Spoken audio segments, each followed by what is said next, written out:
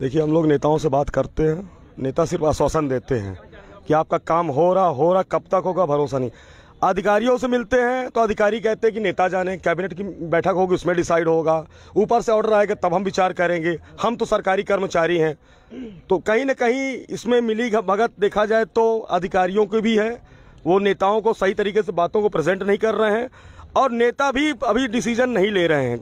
उनको चाहिए कि उनका चुनाव आ रहा है, वो जल्द से जल्द डिसीजन लें। अगर वो डिसीजन नहीं लेगा तो कहीं ना कहीं इसका बुरा परिणाम चुनाव में उनको देखने को मिलेगा। हमारी सिर्फ और सिर्फ एक ही मांग थी, 1,37,000 के जितने भी पद बचे हो, चाहे 22,000 हो चाहे 26,000 हो, उन सभी पदों को 69,000 में जोड़ा जाए, योग्य अभ्यर्थियों के साथ न्याय हो। हम सरकार से साफ शब्दों में भी कहते हैं कि बीएड वालों को 2011 के बाद 7 साल बाद मौका मिला 18 में। जो अभ्यर्थी हमारे भाई बहन 2011 में 30 साल के थे, आज उनकी उम्र 40 साल के, उनका अंतिम अवसर है। 115 नंबर लेके बेचारे धरना दे रहे हैं, 10,000 से अधिक अभ्यर्थी हैं और 100 नंबर और नौकरी कर रहे हैं। बताइए, सरकार की गलत नीति और गलत नियम के कारण ऐसा हुआ है। अगर ये 40% शैक्षिक मेरिट न जोड़ते तो आज ये अभ्यर्थी धरना न दे रहे होते। और सबसे बड़ी बात है कि जो हिंदी में 3 नंबर कॉमन दिया आउट ऑफ सिलेबस बोलकर, आउट ऑफ सिलेबस के 4-5 क्वेश्चन और भी थे, उन पर भी आप नंबर दे देते। आपने सही क्वेश्चन पर नंबर दिया है और गलत क्वेश्चन पर नंबर आप बाद में दे रहे हैं, तो कहीं ना कहीं इसमें सरकार भी और अधिकारियों की भी गलतियां हैं। जो बात सच हो सच है। 122 दिन हो गया तो अभी तक अगर सरकार नहीं सुनी तो क्या लगता है आगे सुनेगी सरकार? सर, उम्मीद तो यही है, क्योंकि योगी जी योग्यता के पक्षधर रहे हैं और हम गोरखपुर से बिलोंग करते हैं, तो उनसे हमारी बहुत उम्मीदें हैं। उम्मीदें लगा के सर यहाँ बैठे हुए हैं। अब मैं कुछ अपने भाई भी इनसे बात करूंगा। ये बताइए, कहाँ से हैं आप, क्या नाम आपका? सर, मैं डिस्ट्रिक्ट लखीमपुर खीरी से हूँ। मेरा नाम विकास मिश्रा है। विकास मिश्रा जी। विकास मिश्रा जी, 122 दिन हो चुके हैं, आज 123वां दिन है, तो ये बताइए सरकार आपकी एक नहीं सुन रही है तो क्या लगता है आगे सुनेगी? देखिए, हमें जहाँ तक मेरी बात होती है भाजपा के प्रवक्ताओं से, वो कह रहे हैं कि आपके मामले पे मंथन चल रहा है। जब हमारी बात होती है उनके मंत्रियों से यहाँ तक कि मैंने खुद केंद्रीय मंत्री धर्मेंद्र प्रधान जी से बात की और भी मंत्रियों से बात की, तो वो कहते हैं कि हम आपके मामले पे विचार करेंगे। तो एक अभी हम लोग थोड़ा पॉजिटिव हैं, क्योंकि हम एक शिक्षक हैं और अंत तक पॉजिटिव रहेंगे और उम्मीद करते हैं कि हमारे साथ में न्याय होगा। मैं आपके चैनल के माध्यम से उत्तर प्रदेश के मंत्रियों को, विधायकों को, सांसदों को अनुरोध पूर्वक ये चेतावनी देता हूं कि ये 122 दिन का हमारा धरना अगर विफल हुआ, हमारी मांगे न पूरी हुई और हमारे 22 के साथ में न्याय नहीं हुआ, योग्यता के साथ न्याय नहीं हुआ, तो मंत्री जी, सांसद जी, मुख्यमंत्री जी, 4 महीने के बाद में आपको हम लोगों के दरवाजे आना पड़ेगा। जैसे आप बोलते हैं कि आपका मामला हमारे संज्ञान में है, मैं भी कहूंगा कि आप हमारे दरवाजे में आए हैं, आपका मामला भी हमारे संज्ञान में है।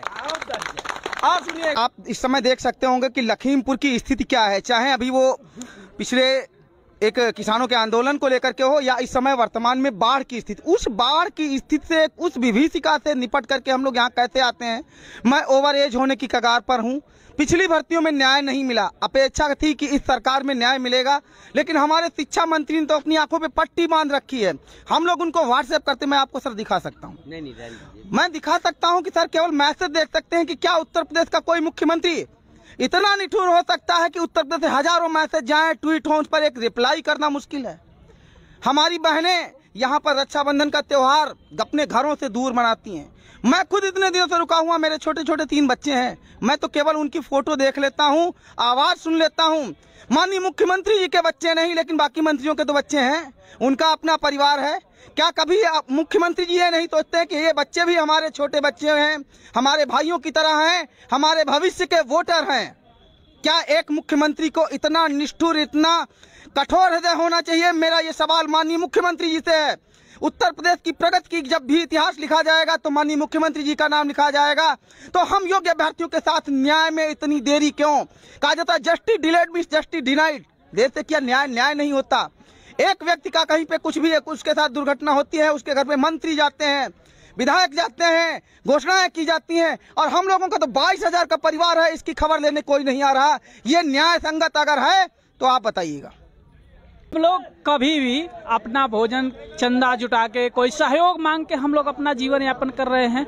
हम लोग जितने लोग यहाँ पे रह रहे हैं, सबके चेहरे पे मायूसी सी छाई हुई है।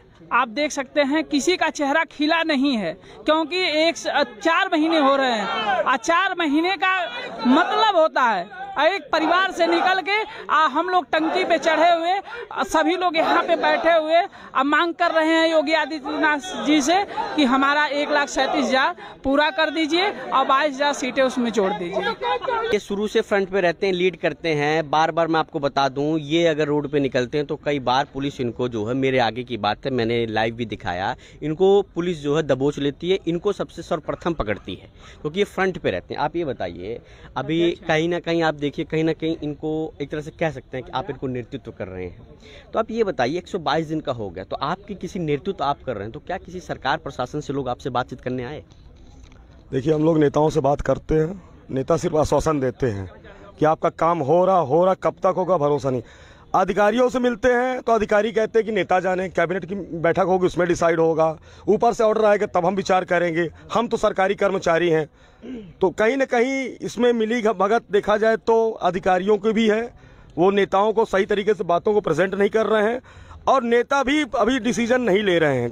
उनको चाहिए कि उनका चुनाव आ रहा है, वो जल्द से जल्द डिसीजन लें। अगर वो डिसीजन नहीं लेगा तो कहीं ना कहीं इसका बुरा परिणाम चुनाव में उनको देखने को मिलेगा। हमारी सिर्फ और सिर्फ एक ही मांग थी, 1,37,000 के जितने भी पद बचे हो, चाहे 22,000 हो चाहे 26,000 हो, उन सभी पदों को 69,000 में जोड़ा जाए, योग्य अभ्यर्थियों के साथ न्याय हो। हम सरकार से साफ शब्दों में भी कहते हैं कि बीएड वालों को 2011 के बाद 7 साल बाद मौका मिला 18 में। जो अभ्यर्थी हमारे भाई बहन 2011 में 30 साल के थे, आज उनकी उम्र 40 साल के, उनका अंतिम अवसर है। 115 नंबर लेके बेचारे धरना दे रहे हैं, 10,000 से अधिक अभ्यर्थी हैं और 100 नंबर और नौकरी कर रहे हैं। बताइए, सरकार की गलत नीति और गलत नियम के कारण ऐसा हुआ है। अगर ये 40% शैक्षिक मेरिट न जोड़ते तो आज ये अभ्यर्थी धरना न दे रहे होते। और सबसे बड़ी बात है कि जो हिंदी में 3 नंबर कॉमन दिया आउट ऑफ सिलेबस बोलकर, आउट ऑफ सिलेबस के 4-5 क्वेश्चन और भी थे, उन पर भी आप नंबर दे देते। आपने सही क्वेश्चन पर नंबर दिया है और गलत क्वेश्चन पर नंबर आप बाद में दे रहे हैं। तो कहीं ना कहीं इसमें सरकार भी और अधिकारियों की भी गलतियां हैं। जो बात सच हो सच है। आयोग बोला जाता है, कहता है आप लोगों ने मेहनत नहीं की। अच्छा ये बताइए, आयोग बोला जाता है जब आप, सबूत है मार्कशीट, अगर ये फेल बोले तो मार्कशीट देख लीजिए, 115-16 नंबर वाले हैं और उनकी मार्कशीट देख लीजिए, 98-100 नंबर में नौकरी कर रहे हैं। शिक्षा मंत्री आए थे SCRT पे, उन्होंने कहा कि ये सब फेलियर हैं, ये सब सफाई हैं। ये बताइए, हमारे सभी भाई ने 104, 105, 117, 118 नंबर लाके ये फेलियर हैं? ये 104 दिन 108 दिन हो गए धरना देते। सफाई है, मतलब सफाई है, किसने कहा सफाई है? ये शिक्षा मंत्री बोले थे, शिक्षक मंत्री बोले थे। तो ये है कि भाजपा के मंत्री ने, हमारे मंत्री जी ने मुझे सफाई कहा, लेकिन सपा वाले एक भी हमारी बात सुनने के लिए नहीं है। ना तो कैबिनेट की बैठक हुई, अगर हमको सफाई बोला गया तो हमारी वहाँ पे हमारा मुद्दे उठाते। भाजपा वाले तो हमको सफाई बता दिए, लेकिन सपा वालों ने विधानसभा में हमारी बात को भी नहीं उठाया।